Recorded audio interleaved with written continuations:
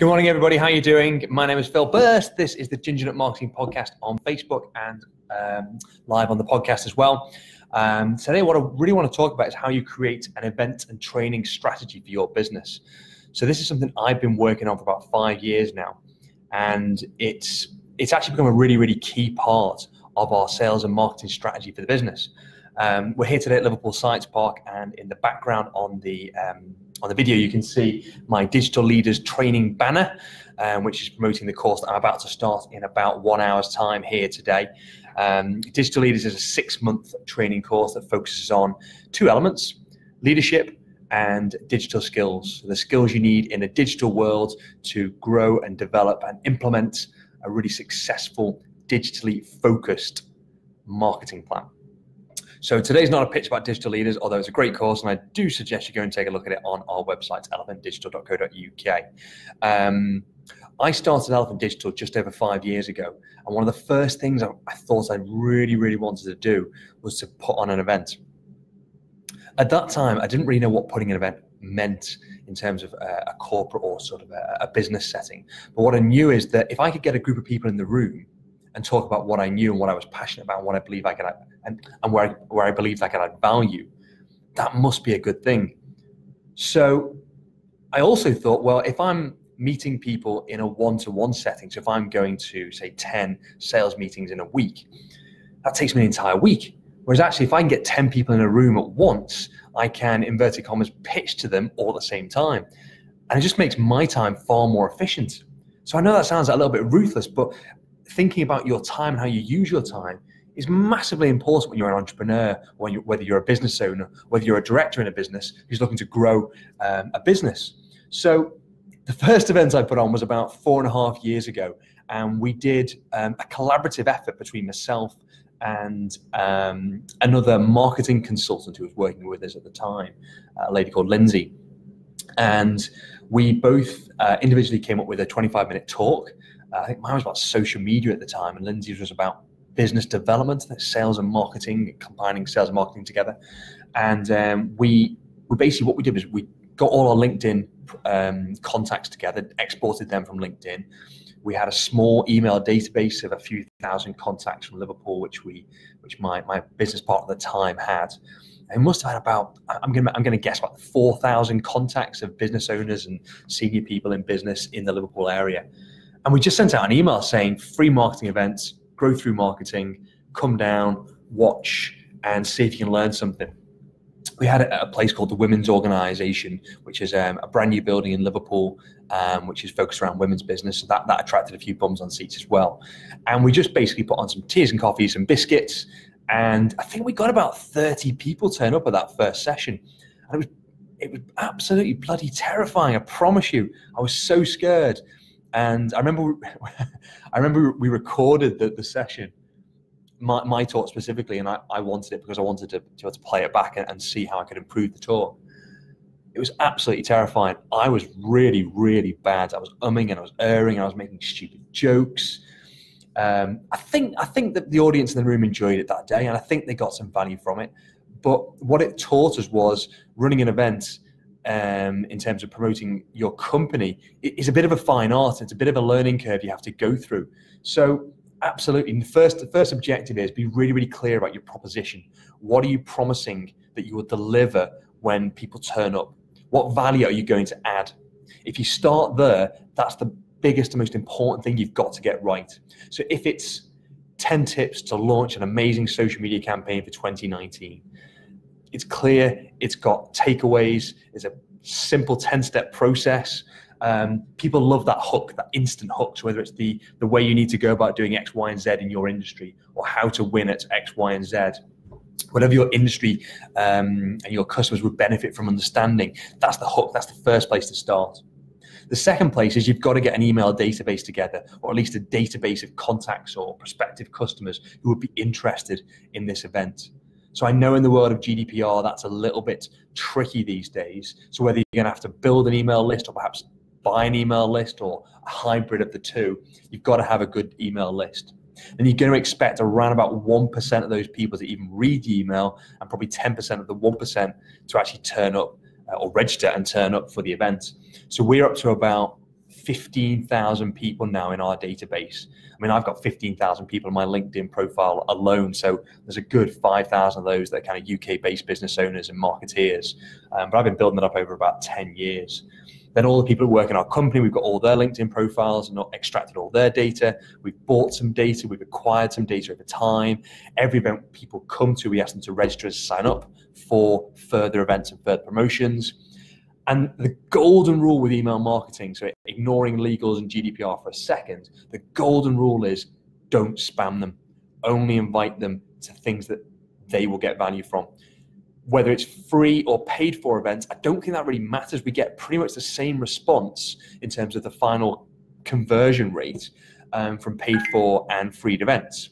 Now, we generally get a higher volume of people at free events, but that's fine because you'd expect that. But if you get 50 people registering, you generally only get 25 people turning up. Whereas if you get 25 people paying to come to an event, you get 25 people turning up. So that's a little bit of a thought process there. Which brings me on to kind of how much you charge. So if you're starting out your events and your training strategy, 100% free events for the first year is what I would do. 2, 3, 4 free events, get bums on seats, get your practice, get your pitch up, and get your reputation for providing really good events on the table, on the agenda, so people know you're a company to come to. I would then think about introducing a small fee, perhaps in year 2, around about £10 to £15. It's a nominal fee that's basically just there to make people realize that if they're going to register, they need to bloody turn up. And you do it through what's called a commitment fee. So you say, this is your commitment to this event to make sure we have all the correct facilities in place, to make sure we have the correct teas and coffees, the food, all the bits that make an event slightly nicer, slightly more enjoyable, and slightly more fulfilling to the people that come. So you've got your free event, you've got your teaser, your small fee, your commitment event. And then what you can do then is on the back of these free and teaser events, you can sell more paid for events. So our events may be Social Media Masterclass, our Digital Leaders Program, we do LinkedIn lead generation, we do presentation skills, we do content, we do SEO, we do all sorts of different courses throughout the year. And we charge around about £125 to £175 for these half-day sessions. So we normally say it's £175 is the full headline ticket price, and then we'll say it's £125 an early bird special. So in the first 2 weeks, you can actually get the full ticket price for about 30% off, about £125. That normally is enough carrot. That normally is enough carrot for people to pay the early bird offer and say, I've got some value for that, I've got a discount, I feel like I've got something for signing up early.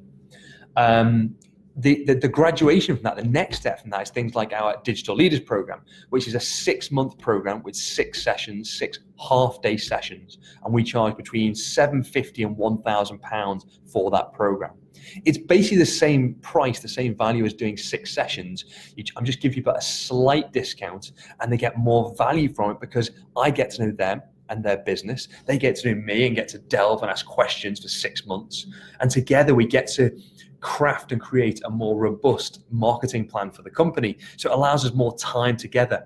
The second benefit of a more cohort-based program is they get to meet and interact with 8 to 12 other people on each cohort, which has the amazing added value of they get to get 12 people in the room. 12 people in the room's insight into their problems. So every session, at the start of each session, we'll say, tell us what you've done in the last 30 days, tell us what problems the business is facing in terms of sales and marketing growth. Then let's go around the room and let's see if we can solve those problems. And if we can't, maybe I can solve the problem during the session.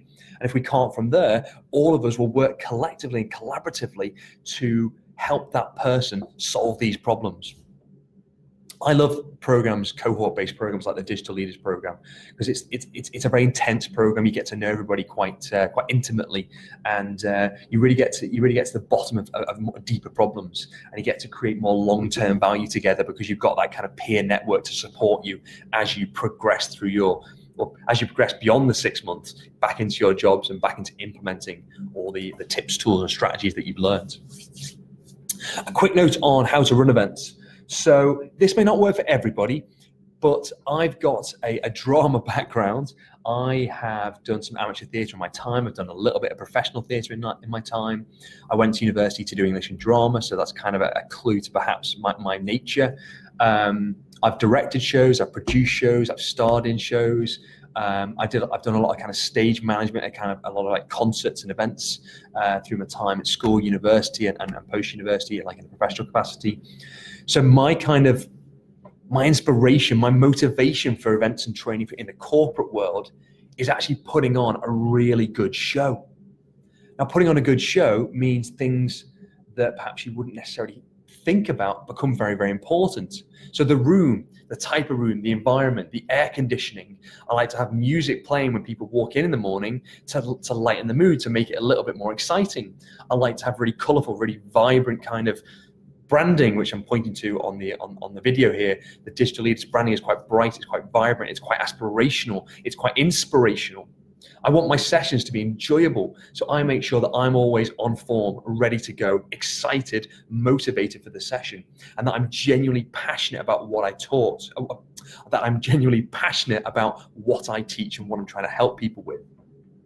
That passion has to come from an internal place, it's got to come from inside, but you've also got to switch it on in the morning as well, or in the afternoon or the evening, whenever the event is, and say, now's my time, I'm the ringmaster, I'm the star, I'm the focus of this session, but it's not about me, it's about me making sure that the people that arrive and attend the sessions have a really good session.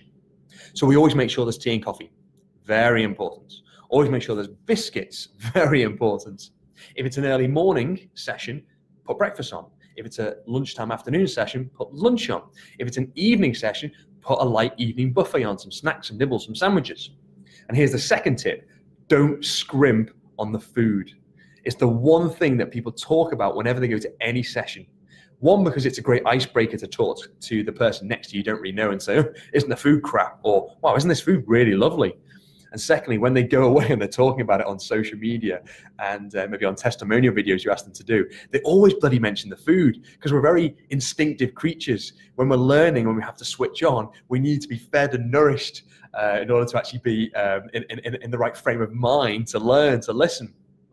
So it's actually from a core physiological and biological perspective, you need to make sure your delegates are well fed, well nourished, and ready to listen and learn and to take in what you're trying to teach them. I always make sure the room is nice and airy, so make sure there's air conditioning in the room, or make sure the windows can open if there's no air conditioning. I make sure the light's not too bright, so if there's glare coming in from the sun, close the blinds down. It doesn't need to be pitch black, but just make it comfortable on the eye. Then I make sure you've got things like a really good screen, which I'm pointing to on the video here. Nice big HD, if possible, screen that you can connect to easily, project your PowerPoint, your slides, whatever it is, and make sure people can read it, make sure it's not too far back, make sure it's not too close, make sure everyone in the room can kind of enjoy the whole event, and there's no issues, there's no reasons why they won't enjoy the session. Tracy's just coming in with some breakfast for today's event, so that's absolutely fine. So the next thing we need to do is have someone wonderful like Tracy, who's just walked in, to help you organize the event, because Tracy's very good at helping me do this, because I forget things, I'm trying to focus on the content.